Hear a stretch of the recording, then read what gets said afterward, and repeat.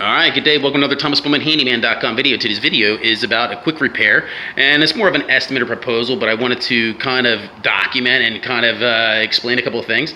So we're inside a garage here, and this is like a OSB or plywood, and really it's not going to match the plywood today, and the plywood from 30 years ago or whenever this was done is completely different. And so I'll try to find something similar, but I see that you're worried about a spot here on the wall, and so I'm going to get up here. I'm going to check to make sure there's no water or anything coming down through here. We're going to pull this plywood. I'm going to replace the plywood. If the insulation is damaged, I'm going to replace the insulation. If there's any mold, I'm going to use a thing called encapsulation. They make a spray at Home Depot. It's like 15 bucks, and it comes in a little pump sprayer, and you just spray the bay. And what it does is it encapsulates the mold, which is more like sealing it with paint, but it's a clear chemical. You can Google that. Same thing over here. You got a little problem here. So again, we'll replace 2 pieces of plywood. We'll check the insulation. I'll actually take video and picture to show you what I discovered, and that'd be project number 1. Project number 2 would be this board out here on the wall. And so we're going to walk around the side of the house. So right here, this is what you would end up with if we replace the board. See, the pattern's a little different, and out front you've got bushes kind of keeping that, you know, what I would call an eyesore, but not really. It looks really nice and everything, but I think it's going to be more exposed on this side of the building.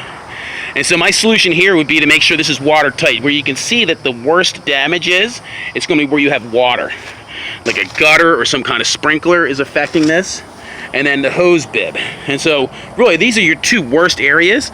I would run a heavy sander across it, and I would pump a whole bunch of clear sealant, exterior clear sealant underneath to make sure this is 100% sealed.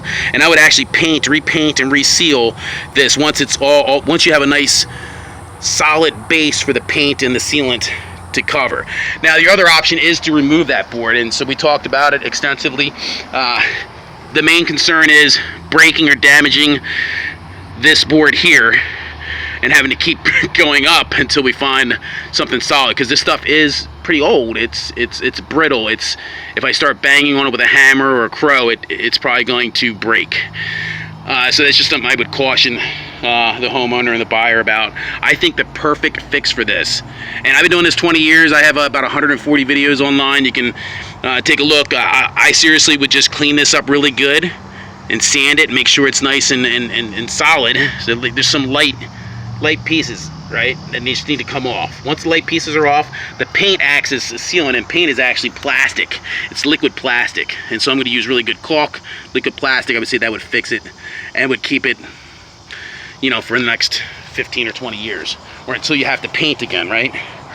And then again, there was a spot around back that's very similar to this, and I think I would have tackled the same way. Is just clean it up really good, make sure it's sealed and 100% waterproof, and then kind of go from there. And so I'd love to get your thoughts via the homeowner, and see if I can get you guys all set up and ready to go and into your new home. All right, thanks for watching my quick little video. ThomasBowmanHandyman.com.